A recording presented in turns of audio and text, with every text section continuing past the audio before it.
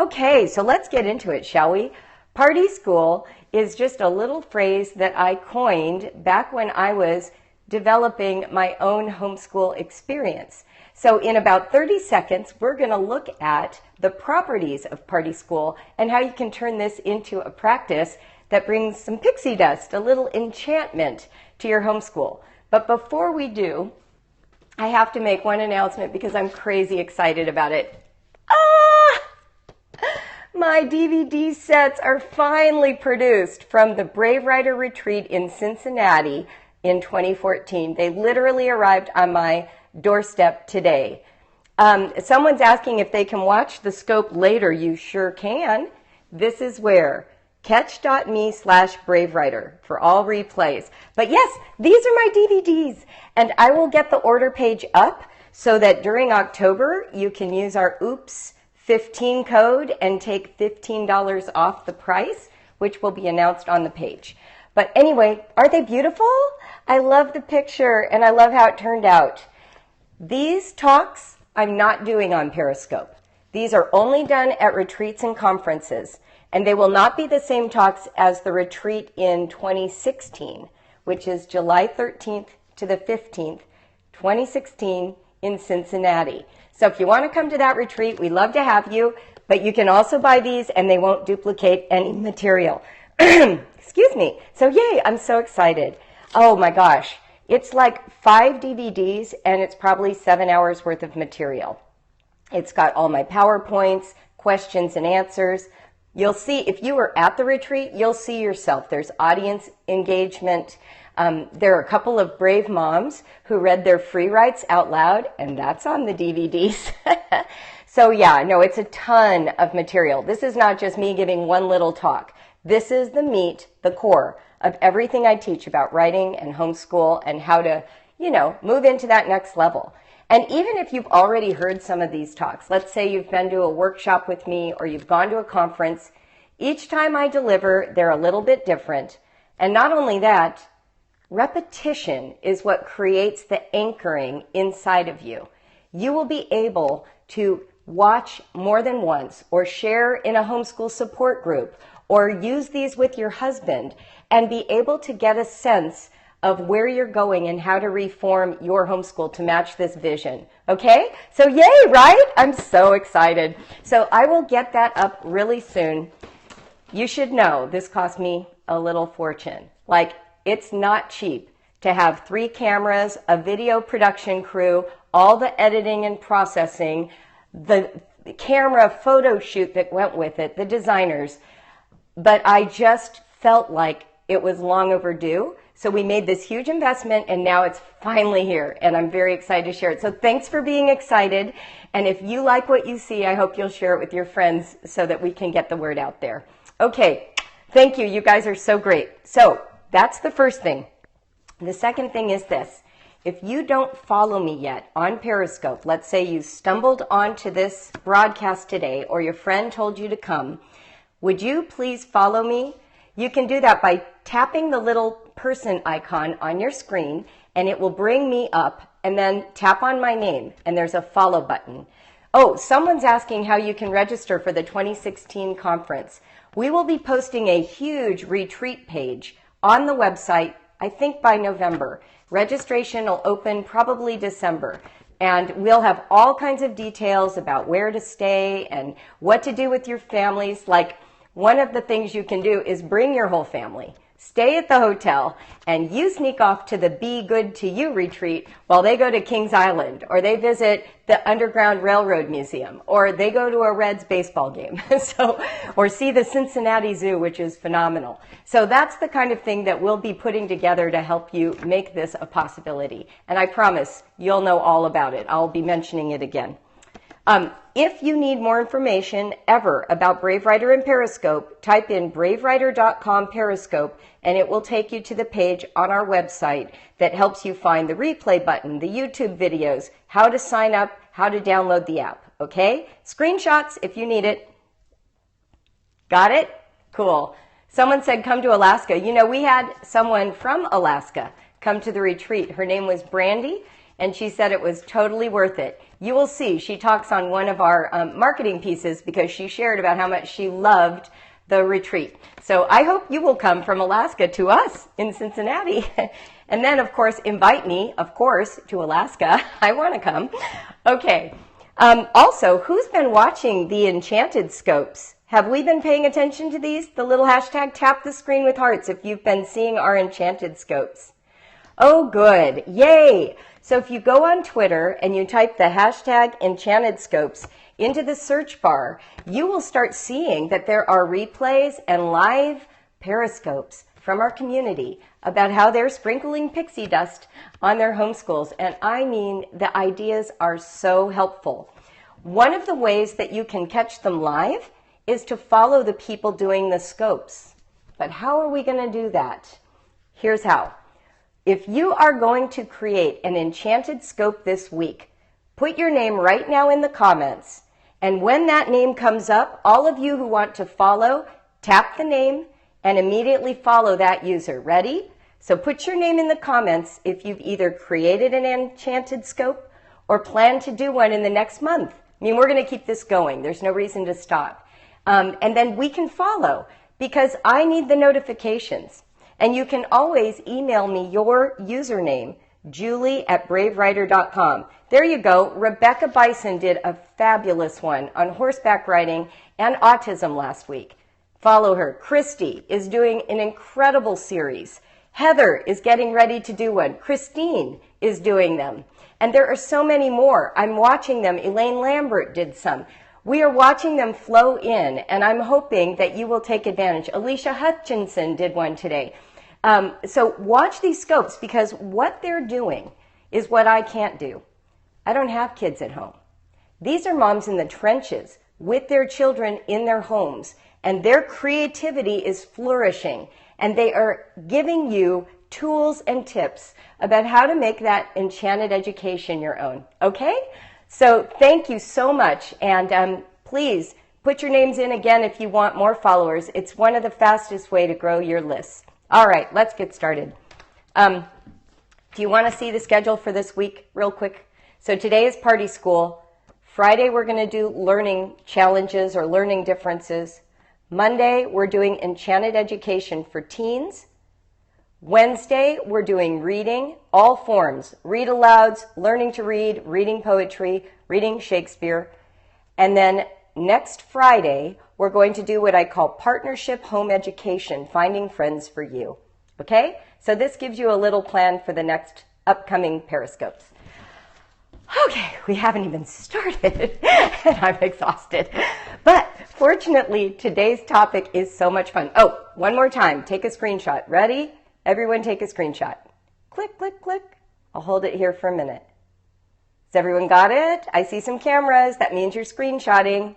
Good. Good, good, good. All right, we got it? Very good. Jeanette is going to put this on the blog too, so it will be easy for you to find. All right? Oh, so many nice cameras. So cute how the hearts turn into cameras. All right, let's go. So, party school. The notion of party school sounds almost oxymoronic, doesn't it? We think of school as being this place to master academics. We think of parties as a place to have fun and get away from all that responsibility. I remember years ago being in a church service where the pastor was quoting a verse from the Bible. And I just share this with you to talk about party school. I'm not trying to advocate a certain spiritual perspective. But here's the verse. There's a verse in the Bible that says, everything should be done decently and in order. And here's what he said. This has always stayed with me.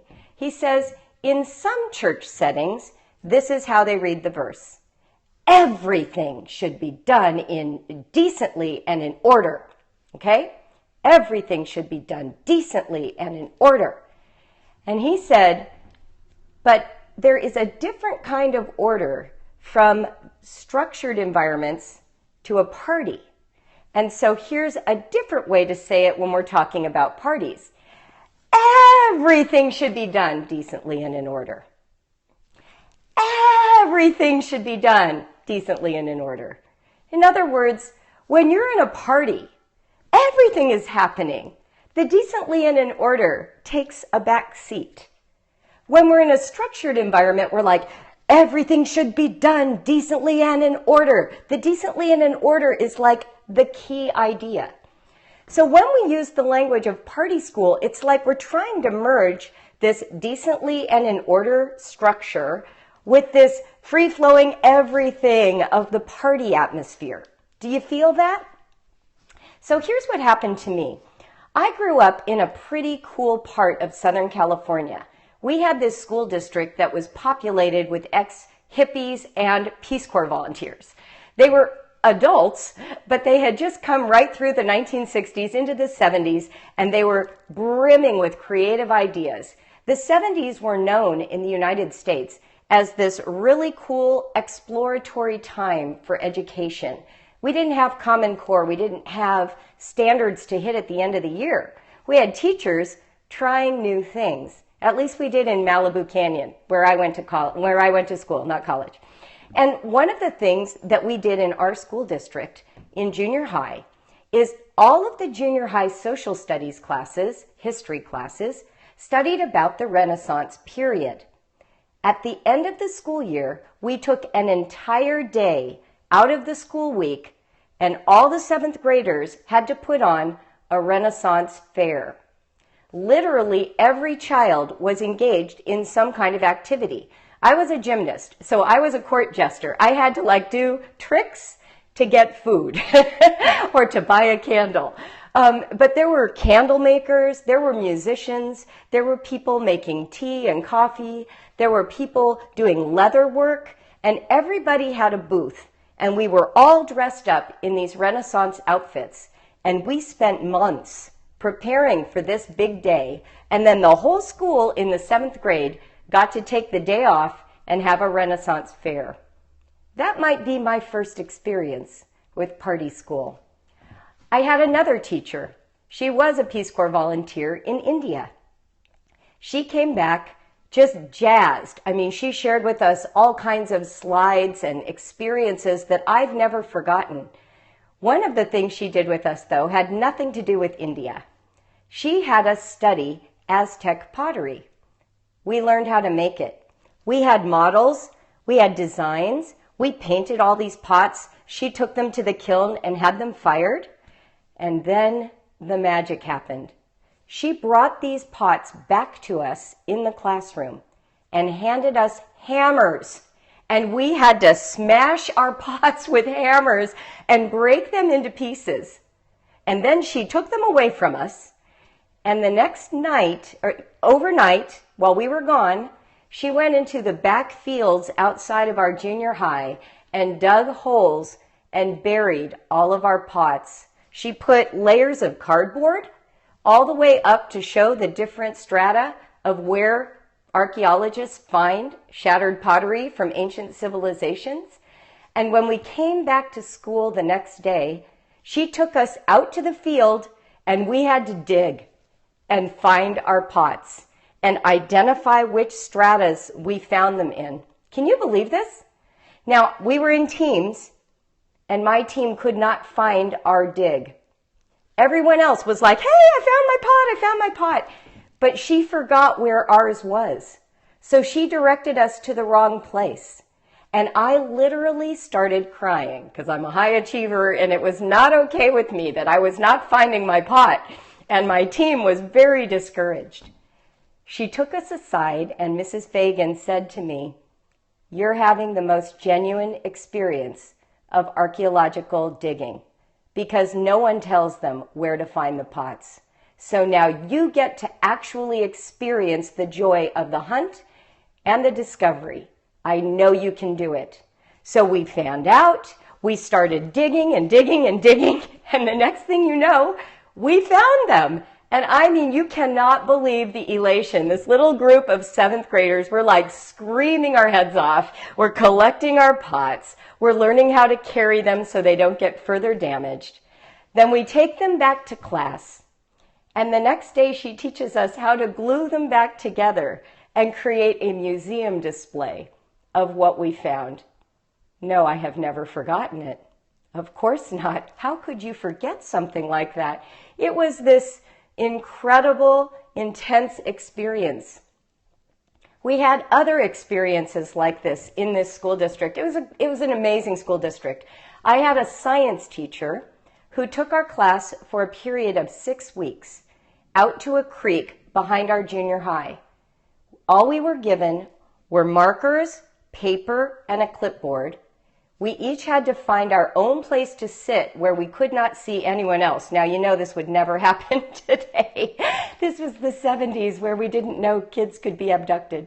But we were all in our own little space. And every day for a month, so 5 days a week, our only job was to draw what we saw and try and represent every bug, every stalk of a cat's, what do they call those? Cattails or catskills? I can't even remember. Nettles, I totally remember. Water spiders, dragonflies. We were to draw it all. The birds, anything that came into our lives during that period.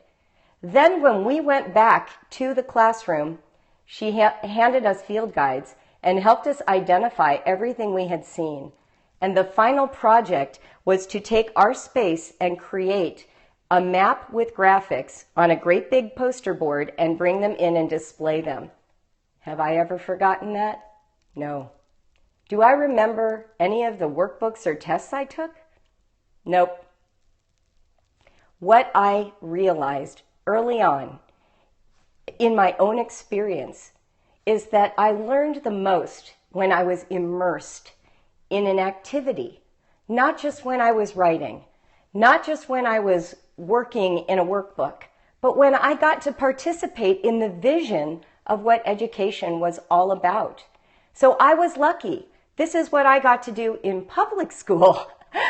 So I think, in a weird way, when I look back, I was prepared for this experience of homeschool.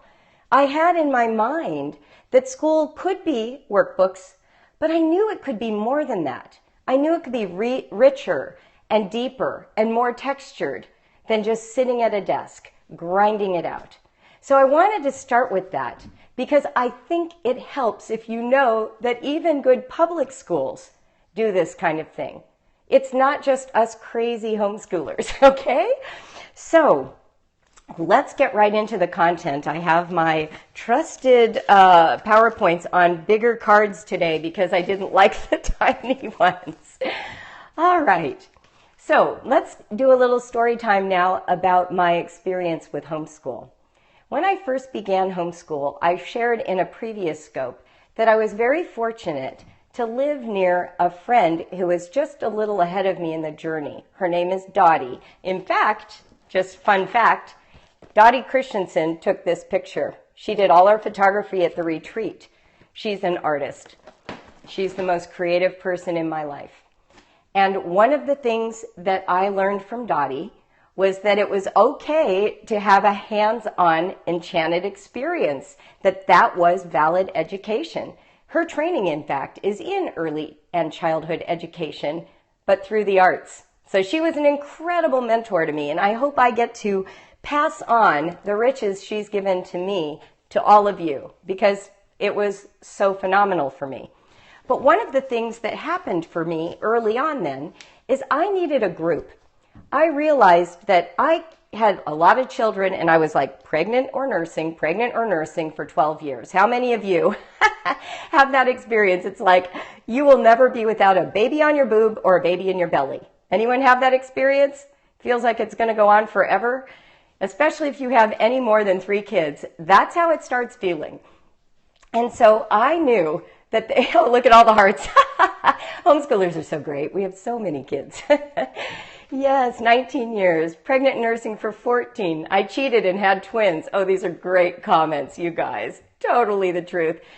So how can you possibly plan this level of activity when you are constantly nursing or breastfeeding or pregnant? 10 kids someone has. And you've got all these people underfoot and all these ages and stages. I mean, I want you to be a super mom. You already are. But there's no way that you can do it all by yourself. And you shouldn't. You got to get a group.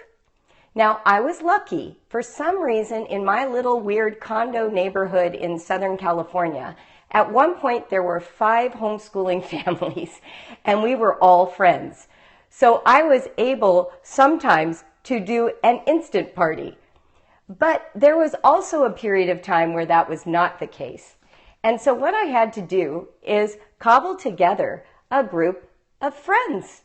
We decided in the early days, we used Konos by Jessica Hulsey. You lived in a condo in Southern California. Yes, they're small and there are no yards. Anyway, if you know Konos from Jessica Hulsey, that's what I used way back in the dark ages of my homeschooling career. What I loved about her view of education is that it was activity-based and character-based. She was all about pairing academics with sort of shaping the interior of your child while giving them so much fun, so many things to do. But there was absolutely no way I could do all this by myself. So we had a group of friends, and we would each pick 1 month as our focus. So we would rotate, and usually in a period of about 9 months, I would be in charge for a month or 2 at the most. And you know what? Sometimes it just was 2 months before we got to the next party. But what we did is we prepared a party. We could have called it a co-op day, but we never did. We called them parties. We did them at night or on the weekends. We made sure that the dads were there. When we sewed costumes for our medieval feast, we sewed them for the dads. Everybody dressed up. When we had the big meals, the dads were there because this was a party. It wasn't, quote, school. It was this experience that we were all sharing together. So I want you to have that as a background. Eventually, however, we did all of these, and my kids were pretty small, and then my kids started to grow, and I shared with you that during this one period where Noah really didn't like school, where he hated it, I discovered this idea of a deep dive. And this is where my concept actually took hold. The words party school actually came to me. Noah was at the age where I thought he owed the world a report. You remember that age? It's elementary school. You always hit 4th or 5th grade and you think, oh my gosh, my child hasn't written a report. Okay, who's had that experience? Anyone? You're sitting there and it dawns on you that they're at a certain age and suddenly there's some practice that you remember from school that you haven't done and you go into a panic. Okay, there we go. I see the yeses. I know it's true. So here's what happened. I realized that Noah was not going to write a report. He already hated traditional education. He had told me that I was ruining his life. Remember that Periscope? So here's what I realized. We could throw a party. I had already had experience with parties. I had done them for friends. So what we did is we took the California education requirement and decided to focus on the gold rush because that's what he was interested in. And here are the components of what party school is. You research the topic just like you might for a report, but you pair every aspect of research with a party experience. So here's an example. When we were looking at the gold rush, we picked a date about 8 weeks out, 6 weeks out, and we said, well, let's throw a gold rush party. Who are we going to invite? We made a big list of people, all of our homeschool friends and even some non-homeschool friends because, hey, they could come. It could be on a weekend. It could be at night. We made our big list of friends. And then we decided to make invitations. Before we had done a stitch of research, we did invitations. What are invitations, everyone? They are copy work. You give a list of names and addresses. You go to the store or you hand make your own or you print them off of the computer. But your child is going to be handwriting the entire time. Yes, the date is your deadline. Absolutely. You pick the date in advance. You get the invitations. So the first thing you can do is decide who's coming, and that's a list, right? Kids in 4th and 5th grade making lists? Perfect. Perfect for them. Then we're going to write invitations. Who doesn't want to get an invitation in the mail? every child known to humankind. Or, in our technology age, of course, when we did this, the internet was only at the dawn of its existence, so we did not use the internet. But you certainly could create a Facebook event. Have your child learn how to use technology to create an event. That is a skill they will use for the rest of their lives. So, invitations. Once those are sent off, you get to learn about where to put things on an envelope, where the stamp goes, going to the post office, right? You come home, and now you're going to look at the features of this particular subject area. So we knew a few things about the gold rush. There were players, historical people like Levi Strauss, that we needed to research and get to know to understand the gold rush. We needed to look at a map. Where was it happening? What was happening where it was happening? So we watched some movies. We get a list of books or DVDs to get an experience of the wild, wild west during the gold rush. We had to consult foods and music. We made a list of folk songs and folk tales and other historical elements that related to that time period. And then we did our research. One of the things that Noah did is we used note cards. Remember the whole, little tiny note card? You can also use, I'm going to show you something. We'll see this again on Friday. You can also use Post-it notes with lines on them. The nice thing about a Post-it note with lines that's kind of a big form is it can be written on and then, stuck somewhere. So if you're, let's say, creating notes for this party that will eventually become a report, that's where we're going, you can move them around and stick them to a window and reorder them that way. Sometimes the visual, like in front of you, is better than the visual down at the table. Does that make sense? So these are an absolutely critical, fabulous investment if you want a way to record all this information. Okay, so you're going to get these note cards, and we got all these books from the library and then sat down and made a list of these major players. And then every other day or so, we did some research. We'd put the name of the person at the top of the card, and then Noah would either dictate to me and I would write, or he would write a few key points about that person. We had one for just about every child that was coming to the party. That's how we capped the number. We decided we were going to assign a role to every person who came, and they would play or be a historical person from that period. Now, we couldn't find enough people, so some of them were just like, tavern girl, miner. It didn't have to be someone with a specific historically noted name. This is like fifth grade. Fifth grade, I think, is when we did it, fourth or fifth grade. But this works for every age. I'm going to share with you some other ages, as long as I don't take too long. So anyway, we created these note cards, and now we have all the people, and we just keep them in a little stack. Then we did research about how to pan for gold. And the way that we ended up doing the gold panning is we bought, a whole bunch of pie tins, and we put holes in them. We got our little sandbox for our toddler and filled it with sand. We went to Disneyland and bought fool's gold. And then we put it in and taught them how to pan for gold with water. Someone's asking, do you put who they're dressing up on the invitation? Nope, we didn't.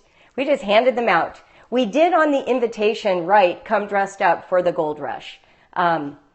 Younger ages party can be based on current read alouds. Yes, that's absolutely true. And there's other things you can do with other ages. This is just one model. Were just you and Noah doing the planning, or all the kids? It was everybody. Noah was the chief engine, but everybody was involved because I have 5 kids. We did everything together. There's no just me and Noah and everyone else off doing bedlam. We're watching the movies. We're talking together. I'm reading bits of nonfiction and fiction. When we bought all of the fool's gold, Noah then wanted everyone to be able to keep their fool's gold in a little pouch. So I showed him how to use the sewing machine. And we took old flannel shirts that we bought at the Goodwill and cut them up into little, pouches and then sewed them with a little drawstring. This is why it took 8 weeks. This is what we did instead of fractions. This is what we did instead of science experiments. This is what we did instead of a lot of dictation and copy work. Party school takes real time away from your other schooling, and that's okay. You get to have a deep, invested experience with your children that pushes the normal traditional routine out of the way once in a while. You can do that once a year. Why couldn't you? Or twice a year, maybe once per semester. You get to decide that. And the amount of memory and learning that happens because of that experience will just blow you away. Another thing we did for the Gold Rush, I'm giving you kind of a clear picture of one party so that you have a model to work from. So another thing that we did is Noah drew a map of Sutter's Creek. And at the party we played Pin the Gold Nugget on Sutter's Creek. So we hung the map on a tree. We put a bandana around the eyes, and we had made little gold nuggets out of paper, and then it had stick-em on the back, and we'd spin them around and send them, and they had to put the nugget on Sutter's Creek. Okay? So, I mean, we turned it into a party, but he actually made a map. He knew where Sutter's Creek was. Do you see? It like had a purpose. We actually had the kids try to build a sluice with saws, hammers, wood at the party. We had done all this research and we had all the tools available, and here's what happened. It was really kind of incredible. So I have pictures of all this. The boys are just busy sawing, and the girls got bored because the boys weren't letting them help. So they went over to the little, toddler sandbox with all of the gold, and they started panning and finding gold faster than the boys could make the sluice, and they suddenly abandoned the sluice and ran to pan for gold. And one of the other homeschool moms turned to me and she said, "The gold rush is happening right now." And I thought, exactly. Once they got their gold, we knew they had to be able to buy something with it or they wouldn't have the full experience. So we created a stand that had licorice and sarsaparilla, root beer. And we had this little scale where you'd put the gold here and the licorice here, and when they balanced, you got the licorice. My favorite moment was when this one boy walked up to us and he had 2 handfuls of root beer. He didn't need 2. He was trying to show off that he had gotten more gold than everyone else. Capitalism. So I wanted to share that with you. We ended up having a campfire at the end. One of the moms sang "Oh, Susanna" with her guitar. We had everybody read their little historical person cards while we were gathered around this campfire, and we ate Franks and beans. And that was our Gold Rush party. And the next day we did nothing. We slept, we played, we did no schoolwork because everyone needs time to recover from a really great party. So that's an example of what I mean. So what did we do with all that data? We've done all this research, we've had all this fun. How do we turn it into a school report? Well, here's how. To me, report writing is almost pointless. The most important reason your children need to learn to write a report is to understand how to do research and how to glean the correct information from the source material. So what I had taught them was how to get the right source material about the Gold Rush. So now we had all these notes, we had note cards, and literally we just sat down and narrated, and I typed and Noah talked, and we just put it all in a couple-page document. Like that, literally. But how satisfying for everybody concerned. We had this great party, we had this academic product, we had really immersed ourselves in the Gold Rush. It wasn't just a chapter or a paragraph from a book. You see? So that's the benefit of party school. Can you do that with every subject? Of course not. You don't need to. Just a few times. It's the whole pixie dust. A photo book would be a great way to document it. Absolutely. Thank you for sharing that, Alicia. And now the tools are so much better. I mean, you could Periscope your party. You could do video clips. You could Instagram it. You could share it as a series of blog posts. There are so many ways that you can help your kids showcase their learning. And that leads me directly to where I want to go next. let's look at the principles of party school, okay?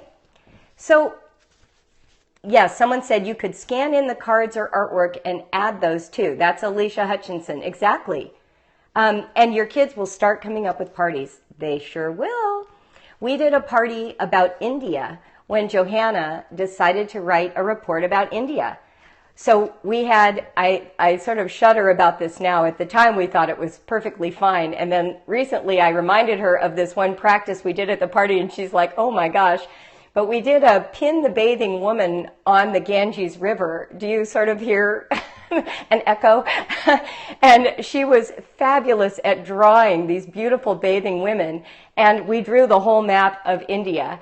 And so that was something we did. She wrote directions for how to wear saris, and we got strips of fabric, and everyone had to learn how to put one on. We made Indian food. We had posters all around the house that Johanna designed that were called Little Known Facts About India, and we hung them on all the walls, and then at the end we had an impromptu quiz to see who had read them, and then they got, I don't know, a henna kit or something as a prize for having done that. So there you go. Like, there are so many ways to turn this into something more than just the dreaded elementary school report, okay? So here are the principles, and I think it's important to understand why I think this is pedagogically sound, okay? We're not just trying to get out of doing school. We're actually trying to inspire learning. So remember in one of the scopes recently, yes, somebody asked, is this going to be here for later? Yes, always. You can watch all of my reruns on catch.me/BraveWriter for replays. Okay, I'm going to keep going, though. I don't want to get sidetracked. So, there are principles that help learning stick. And last time, when we talked about brain-based learning, I was sharing with you that the experts have proven that we all have a drive for meaning, an innate craving to know the meaning of something. The problem is, as adults, we tend to expect our children to find meaning in the subject and it to be the same thing it is for us. So, for example, we might say, well, they need to learn to write. The meaning is so that when they have a job in the distant future, they'll be good at writing. How many people have that expectation? That if this is the meaning I assign this activity, these kids should be able to adopt that same meaning and now dedicate hard work. Yeah, you're harding it up. So I know that this is what you've traditionally thought. So I want to stand that understanding on its head. What if our quest as the more mature, already educated adult who loves this child more than our own lives, what if our job was to help identify meaning that was relevant to the age of the child today? What would that mean? How would that change everything? So my first, it doesn't work on anyone's kids, just to tell you, Christine. Kids aren't motivated by the distant future. They haven't lived long enough to know that that future will be real, right? So the first thing we have to identify is what is the meaning for our child of this subject? What way can they latch on? We tend to think that meaning needs to have a long-term value property, like, well, it isn't really meaningful for a party because a party happens and then it's gone. But the truth is, for kids, they can't see the big picture. They can only see the here and now. So we want to invest it with meaning that they can latch onto now so it sticks, just like it stuck with me all the way from 7th and 8th grade when I shared about my school experience. Do you see? That's the difference. It will stick because you are creating a memory. There you go. A party is a memory. Exactly. You are creating a container that will hold the information you so vitally hope that they will take from the experience. Yeah, people always say, what's the point? I don't see a point. I don't know why I have to write. So the first way to think about this meaning piece then is that for kids to experience meaning, it has to be immediate. It has to be now. Can't be long term.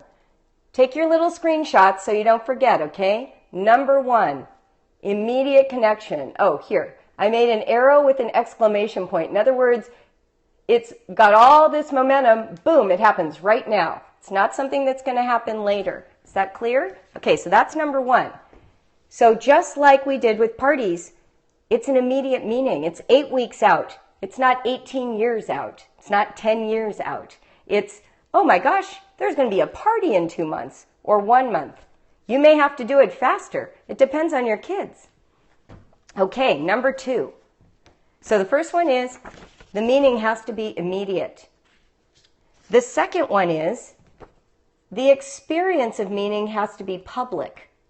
It has to be published, or it has to provide recognition. Think about all the times your kids have played in the backyard, like kicking around a soccer ball or something like that. It goes to a whole other level, doesn't it, when they join a team, where they have to show up to practice, where we've got games on the weekend, where people are watching them play. It goes up a whole notch if a child is taking ballet and has a recital at the end of the year. I remember with Jacob, he took saxophone as a junior high student. He really, really wanted to become a sax player. We signed him up for private lessons. He suddenly got sick of it. In fact, he wanted to quit. And I typically am a pretty accommodating mom. I'm sure you've figured that out by now. But I knew that what was missing wasn't that he didn't have the drive. I knew that he didn't dislike saxophone. He was bored. He lost his perspective. He didn't know what the meaning of saxophone was in his life. So this is what I told him. I said, Jake, I know that this tutoring, these weekly lessons feel tedious, but you wanted to be in the marching band at high school level. And this is the only way to prepare you for that. And I promise you, when you're in that context where you have competitions and you perform on a football field, you're going to love it again. So he hung in there, and of course it became his obsession in high school. So remember, meaning is all about not just the immediate, but other people valuing what you do as a child. Children like to be seen. They like to be known. So publish what they do. Put them in a party environment. Make sure they have places to perform. Published and recognized. That's the second ingredient for childhood meaning. Third one. The context has to require the child to do their best. And that only happens if they think it's important. Oh, yeah, here's number two for those who missed it. Do you see it? There you go. There you go. All right, good. Someone's asking if my kids ever went to public school. Some of them went to high school. I'll do a talk on that. When we do Enchanted Education for Teens on Monday, I'll talk about our high school experiences because we had every version you can think of. Okay, the third point then. Meaning comes from the desire to do your best, but it means it has to be important enough to do your best. For a child, the future outcome is not a good enough reason. It's that immediate experience of significance. A party provides that. It's important to do your best. Your friends are going to come. You want them to have fun. It's not about just presenting an oral report. It's about actually entertaining them. So parties help to create that feeling too.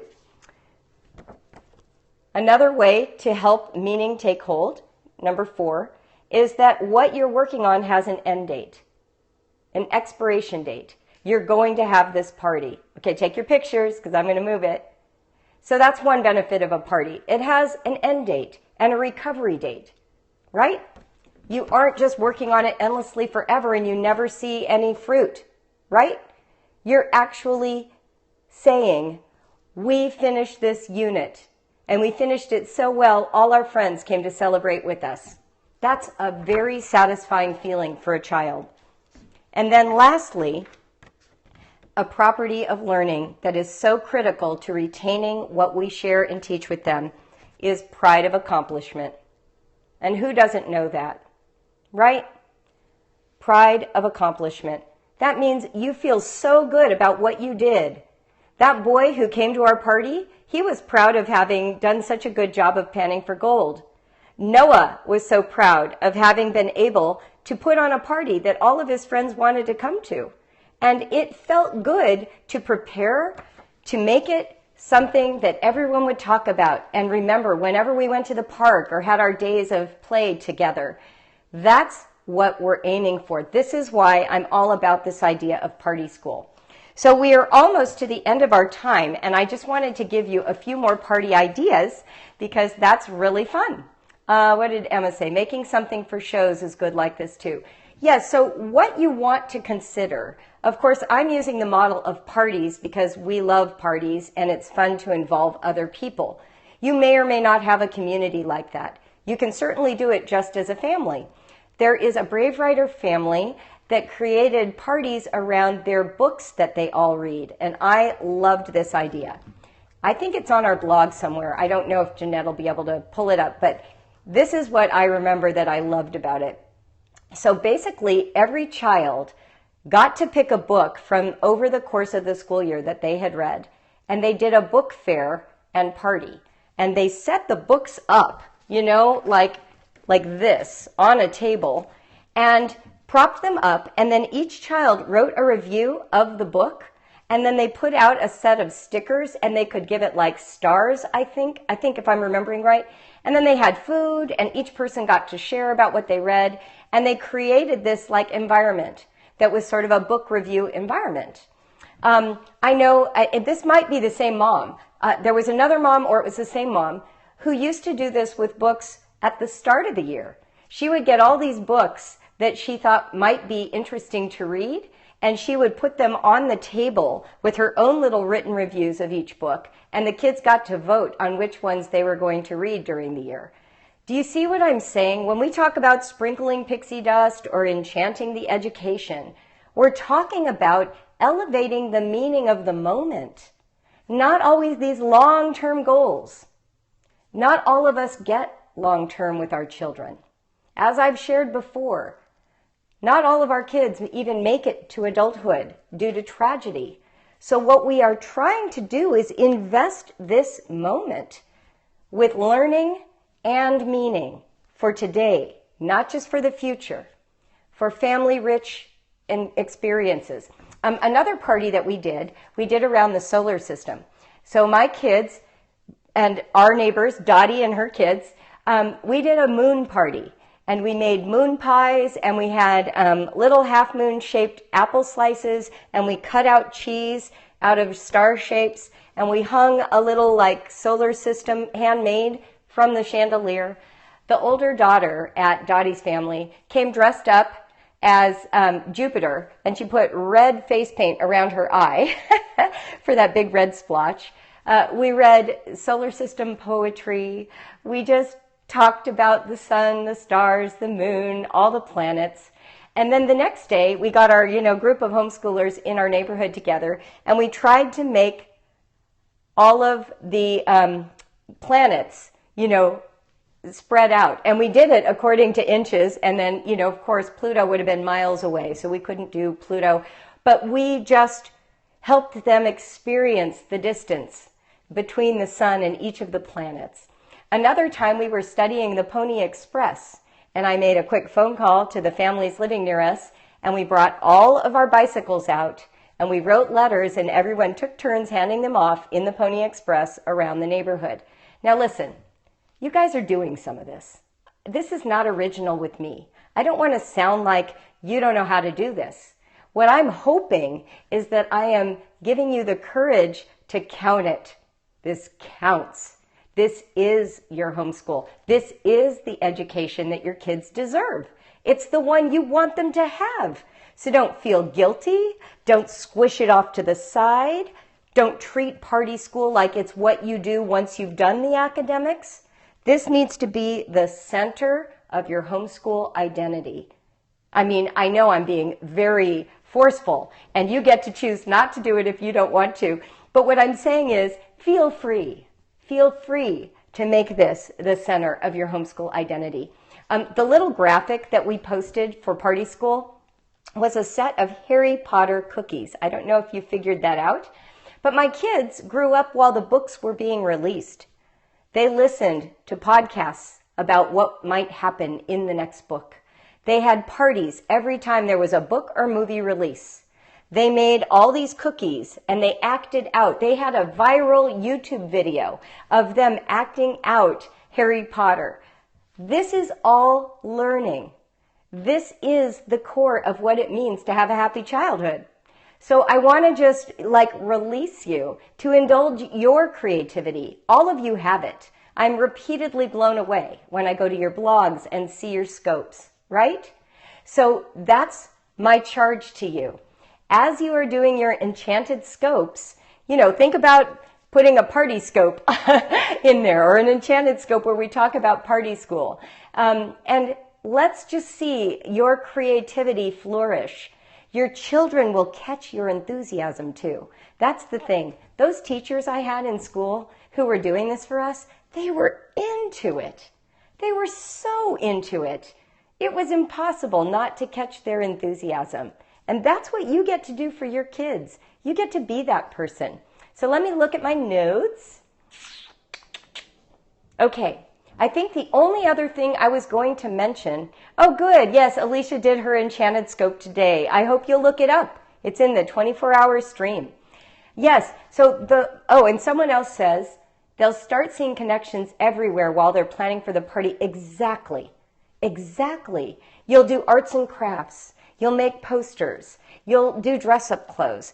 You'll want to understand their religious practices. Everything about the subject will suddenly be a way to find some party element. How fun is that? Really, how fun is that? Okay, so one of the last things that I wanted to mention is literature discussion clubs can be the same way. As your kids get a little older, you can, meet monthly, have brownies, read a book, talk about it. You can have people take turns reading a dialogue and acting out the character while they're reading it. You can memorize the prologue to Shakespeare's Romeo and Juliet and have everyone trade turns reading it and saying it and do a whole medieval Renaissance thing around Shakespeare. Be imaginative. I give you permission to have the homeschool of your fantasy because it's going to be the better school. It's going to be the better memories. It's going to be the bonding that you were craving when you signed up for this crazy job, right? You didn't want to do this to be bored and cranky and mad at your kids. You did this because you want to hang out with them and have fun and see the light bulbs go on, right? So that, my friends, is party school. Any questions before we hang up? And I'm going to, do my little housekeeping. For those who join late, I'm Julie Bogart. I own BraveWriter, a writing and language arts program for homeschooling families. Okay, good. Well, one of the things I wanted to tell you is that we have 2 online writing classes starting on Monday. And I've been doing so much periscoping, I keep forgetting to tell you about our classes. So on Monday, there's a class called Write for Fun 2. And you can find our classes at BraveWriter.com. And it is a class that will knock your kids' socks off. It's for the middler group. That junior high age group. We don't do any criticism of writing. It is all about fostering that creative, imaginative writing voice that lives inside of your kids. And we use really great fun processes. One of them in this class is updating a nursery rhyme to the 21st century. And there are so many other activities they do. It's 3 weeks long. My mother, author of 85 books, teaches the class.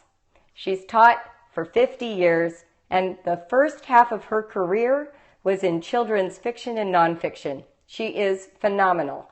So if you are looking for a great sort of gentle way into the writing experience for your kids in the middle school grades, sign up for Write for Fun 2. It starts Monday. It's only 3 weeks long, and we get kid feedback all the time. They write my mom these adorable notes about how much they love that class. So that's a great one for middlers.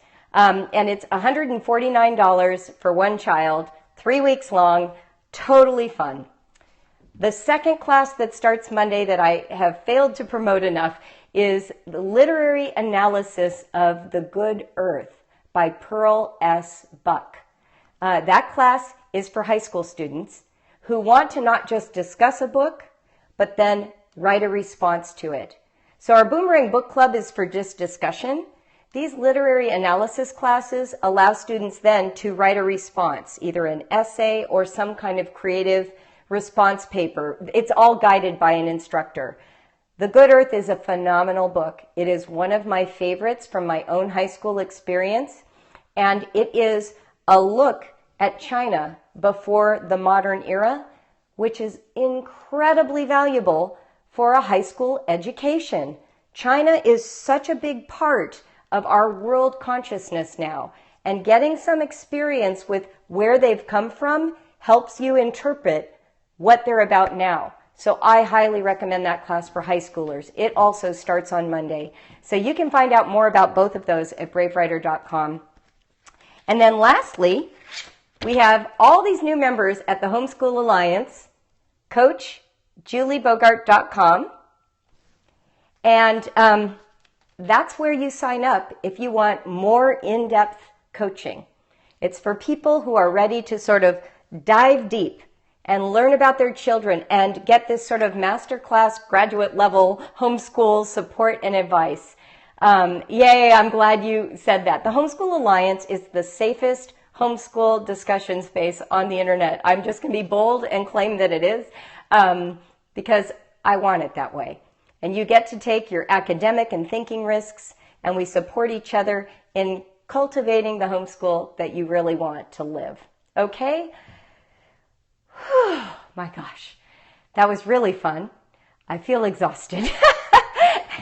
This pace of 3 days a week is going to kill me, but I'm really enjoying the interactions. You are all writing me such beautiful feedback, and I'm telling you, it moves me, it motivates me. I'm excited about what's happening in your families, and I just imagine so much good coming of all this shared time together. So with that, I'm going to close. I will see you tomorrow for a brief daily affirmation kind of quote moment. Oh, you guys are so sweet. No, I don't want to kill myself. I'm taking tonight off just to hang out. I mean, this is just, I don't know how to explain it. It's like I really needed this venue to be able to understand our connection on a different level. And you have no way of knowing how much it's already contributed to my vision of where BraveWriter is going. I mean, suddenly the ideas are like flying. So it's going to be really fun. And I'm excited that you get to come on the journey. And I hope I meet many of you at the retreat next summer. Okay? So thanks again. And I will see you for sure on Friday when we talk about learning differences. Okay? All right, so let's take a big, deep breath before we go. Ready?